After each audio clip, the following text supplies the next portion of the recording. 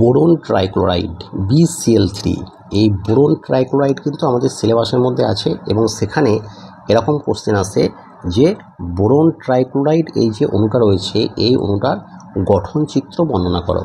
ঠিক আছে, তো এর যদি গঠন চিত্র বর্ণনা করতে হয় তাহলে আমাদের এখানে এই যে সেন্টার যে অ্যাটমটা রয়েছে অর্থাৎ বোরন, সেই বোরনের ইলেকট্রন কনফিগারেশন এবং বোরন কিভাবে ক্লোরিনের সঙ্গে বন্ড তৈরি করছে, সেখানে কী টাইপের হাইব্রিডাইজেশন বা সংকরায়ন ঘটছে এবং সেখানে বন্ড অ্যাঙ্গেলই বা কত হচ্ছে, সেই সমস্ত ব্যাপারগুলো আমাদের কিন্তু ডায়াগ্রামের সাহায্যে খুব পুঙ্খানুপুঙ্খভাবে যদি ব্যাখ্যা করা হয় তাহলে এখানে ফুল মার্কস পাওয়া যায়।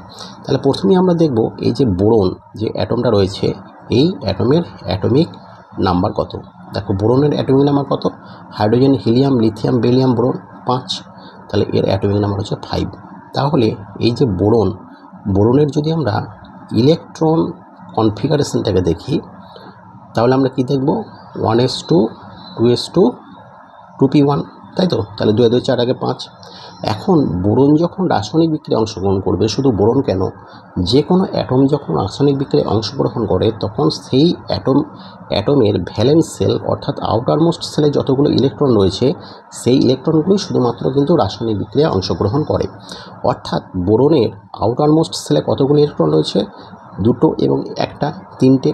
অর্থাৎ বোরনের ভ্যালেন্স ইলেকট্রন কতগুলো, ভ্যালেন্স ইলেকট্রন হচ্ছে কটা, 2 আর 1 3টে। ঠিক আছে, শুধুমাত্র তাহলে কি হবে, এই 3টে ইলেকট্রনে কিন্তু কার্বনের সঙ্গে রাসায়নিক বিক্রিয়ায় অংশগ্রহণ করবে। এখন এই বোরনের যদি আমরা বক্স কনফিগারেশনটাকে দেখি, এই বক্স কনফিগারেশন ব্যাপারটা যদি আমরা আলোচনা করি তাহলে কিন্তু আমাদের খুব ক্লিয়ারলি এই জিনিসটা বুঝতে পারা যায়। অর্থাৎ এটা হচ্ছে একটা বক্স যেটাকে আমরা 2s ধরলাম, আমরা কি 1sটাকে অ্যাভয়েড করব, আমরা শুধুমাত্র যে ভ্যালেন্স সেল সেটাকে নিয়ে আমরা কাজ করব। এটা হচ্ছে 2s একটা অরবিটাল ধরলাম এবং এখানে একটা 2p অরবিটাল ধরলাম। পির অরবিটালটা কি হয়, 3টে সাব অরবিটালে বিভক্ত থাকে, অর্থাৎ এটা হচ্ছে 2px, এটা হচ্ছে 2py এবং এটা হচ্ছে 2pz। এই যে 2s অরবিটালটা রয়েছে এখানে কটা ইলেকট্রন থাকে, 2টো ইলেকট্রন থাকে এবং প্রত্যেকটা ইলেকট্রনকে কিন্তু আমরা এইভাবে বোঝাবো। একটা হচ্ছে প্রথমটা যদি ক্লকওয়াইজ ডাইরেকশানে ঘোরে তাহলে অপর যে ইলেকট্রনটা রয়েছে সেটা হচ্ছে অ্যান্টি ক্লকওয়াইজ ডাইরেকশানে ঘুরবে এবং এটাকে আমরা এইভাবে অপোজিট ডাইরেকশন বোঝানোর জন্য এইভাবে আমরা প্রেজেন্ট করি। এবারে কি হচ্ছে 2px, দেখো পি অরবিটালে একটা ইলেকট্রন রয়েছে অর্থাৎ শুধুমাত্র px-এ একটা ইলেকট্রন থাকবে। এই যে অবস্থাটা রয়েছে এই অবস্থাটা হচ্ছে বোরন যখন রাসায়নিক বিক্রিয়ায় অংশগ্রহণ করছে না তার আগের অবস্থা, অর্থাৎ এটা হচ্ছে কি গ্রাউন্ড স্টেট। কি বলা হয় এটাকে বলা হয় গ্রাউন্ড স্টেট। এবার যখন একটা বোরন অ্যাটম যখন 3টি কার্বন অ্যাটমের সঙ্গে যখন রাসায়নিক বিক্রিয়ায় যুক্ত হবে তখন একটা এনার্জি এমিট হয়। ঠিক আছে, কি হয়, একটা এনার্জি নিঃসরণ হয়। সেই এনার্জিটা বোরনের কি হয়, এই 2s অরবিটালে একটা ইলেকট্রন সেই এনার্জি দ্বারা কি হয়, এই পি অরবিটালের এই কক্ষে জাম্প করে। অর্থাৎ যখন এটা এক্সাইটেড অবস্থায় থাকে তখন কি হয়, এর যে বক্স ডায়াগ্রামটা এরকম হয়। অর্থাৎ 2s অরবিটালে একটা ইলেকট্রন থাকলো এবং এখানে এই যে 3টে পি রয়েছে অর্থাৎ 2px 2py এবং 2pz, এখানে একটা ইলেকট্রন এবং এখানে একটা ইলেকট্রন। ঠিক আছে, মানে এই ইলেকট্রনটা 2py এই অরবিটালে জাম্প করলো। এরপরে কি হয়, 2s-এর সঙ্গে দুটো মানে পি অরবিটালে দুটো সাব অরবিটাল তারা কিন্তু কি হয় ওভারল্যাপিং ঘটে। ঠিক আছে, ওভারল্যাপিং বা এদের মধ্যে কি হয় হাইব্রিডাইজেশন বা সংকরায়ন ঘটে। সংকরায়নের ফলে কি হয়, 3টে কি হচ্ছে দেখো, 1 2 3টে নতুন অরবিটাল তৈরি হয়। যে অরবিটালটাকে আমরা কি বলবো, যেহেতু এখানে 2টো পি এবং একটা এস, সো এটা হচ্ছে sp2 টাইপের অরবিটাল। ঠিক আছে, সংকরায়ন, এটা হচ্ছে সংকরায়ন অরবিটাল। অর্থাৎ এই যে 3টে নতুন অরবিটাল তৈরি হলো এর একটা অরবিটালে একটা ইলেকট্রন থাকবে আর একটা থাকবে এখানে একটা থাকবে। এবং আমরা যদি এই যে ক্লোরিনের অ্যাটমিক নাম্বার কত, ক্লোরিনের অ্যাটমিক নাম্বার হচ্ছে 17। এর যদি আমরা ইলেকট্রন কনফিগারেশনটাকে দেখি তাহলে কত লিখবো আমরা, 1s2 2s2 2p6, তাহলে 6 2 8 10, তারপরে 3s2 3p5, তাই তো। তাহলে 10 মাঝে হচ্ছে 15। এর আউটার মোস্ট যে অরবিটাল সেটা কি, এটা হচ্ছে আউটার মোস্ট অরবিটাল।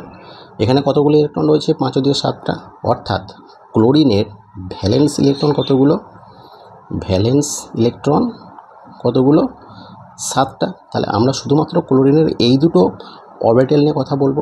তাহলে দেখো, যদি এর বক্স কনফিগারেশন দেখি ক্লোরিনের, তাহলে এটা হচ্ছে একটা 3s এবং এইটা হচ্ছে পি অরবিটাল। তাহলে দেখো 3s-এ দুটো ইলেকট্রন রয়েছে এবং পি অরবিটালে 5টা, অর্থাৎ এটাকে হচ্ছে আমরা 3px, এটাকে আমরা 3py, এবার এটা হচ্ছে 3pz। তাহলে এখানে একটা ইলেকট্রন, এখানে একটা ইলেকট্রন, এখানে একটা ইলেকট্রন, তাহলে 3টে হলো, এখানে একটা, এখানে একটা। তাহলে দেখো এখানে ক্লোরিনের ক্ষেত্রে কি হচ্ছে, যেহেতু প্রত্যেকটা অরবিটালে মিনিমাম একটা করে ইলেকট্রন রয়েছে, কাজেই ক্লোরিনের কিন্তু এক্সাইটমেন্ট হওয়ার কোনো প্রয়োজন নেই।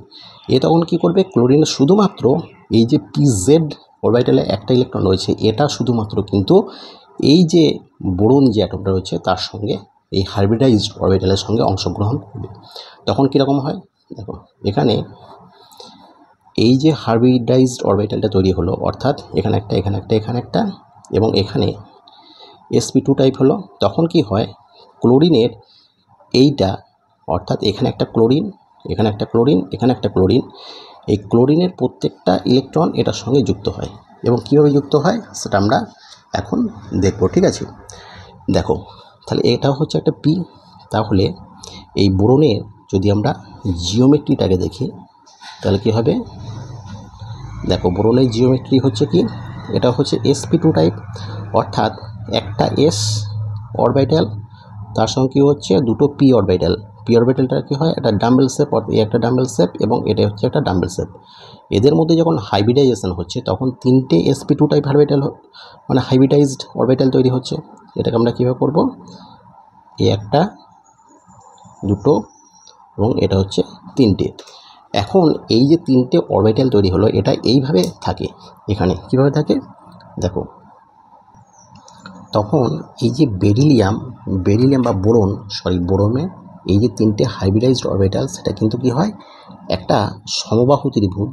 ধরো এটা যদি একটা সমবাহু ত্রিভুজ যদি এটা কল্পনা করি, মাঝখানে যদি এটা বোরন হয়, তাহলে তখন এর একটা এরকম অবস্থায় থাকে, একটা এরকম অবস্থায় থাকে এবং একটা এরকম অবস্থায় থাকে। এর সঙ্গে কী হয় দেখো, ক্লোরিনের একটা পি অরবিটাল এর সঙ্গে যুক্ত হচ্ছে, এর সঙ্গে একটা পি অরবিটাল যুক্ত হচ্ছে এবং এর সঙ্গে একটা পি অরবিটাল যুক্ত হচ্ছে। তারপরে কি হয়, এখানে হচ্ছে বোরন মাঝখানে, এখানে একটা সিএল, এখানে একটা সিএল, এখানে একটা সিএল, ঠিক আছে। এবং এই যে বন্ডগুলো তৈরি হচ্ছে, এই বন্ডগুলো কিন্তু প্রত্যেকটা সিগমা বন্ড হয়, ঠিক আছে।